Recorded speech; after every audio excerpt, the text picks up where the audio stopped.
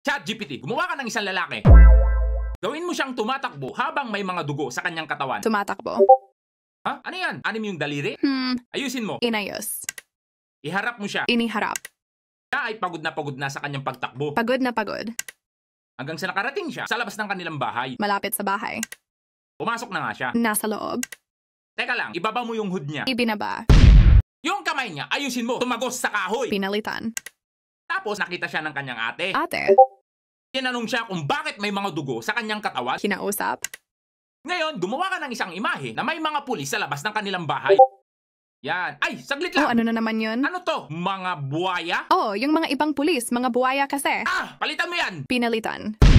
Mga ahas! Oo, yung mga iba ahas na pulis. Naman, dapat yung maayos. Tulad ng Mga SWAT na lang. squat police.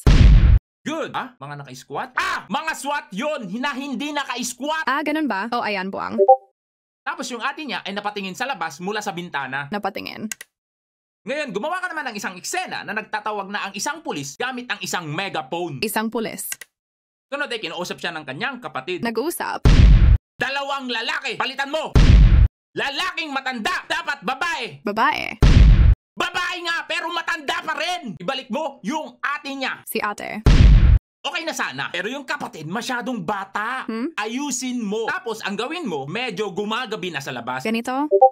Okay na yan. Kinuha at sinuot na nga ng ate ang hoodie mula sa kanya. Lumabas na nga siya, suot ang hoodie. Lumabas. Itinaas ang kamay. Kamay. Ganun na nga. Hinuli na nga ng pulis ang ate niya. Si ate. Habang ang kapatid na lalaki ay nakasilip mula sa bintana. Sa bintana. Walang magawa kundi sumigaw. Sumigaw. Tapos ay dinala na ng mga pulis ang ate niya. Dinala. Ngayon, gumawa ka ng isang eksena na nasa Hall of Justice na sila. Sa Hall of Justice. Nakaupo ang kapatid na lalaki sa loob ng courtroom. Nakaupo. Ninumpisahan na nga ang paglilitis sa kanyang ate. Paglilitis. Sinabi ng judge na guilty siya. Ang judge. Tapos biglang may nagbukas ng pintuan ng Hall of Justice. Ano yan? Bakit may mga ulap? Di palitan. Pumasok agad ang detective na may dalang bagong ebidensya. Pumasok. Iba pala ang suspect sa CCTV. Suspect sa CCTV. Nagyakapan agad ang magkapatid. Nagyakapan. Iba ulit, masyadong bata yung lalaki. Iniba. Mukha bang babae sa'yo yan? Palitan mo! Yung matanda ulit! Yung magkapatid na lalaki at babae dapat! Linawin mo kasi. Sa wakas ay nakalaya na rin yung babae. At naging masaya na nga silang dalawa.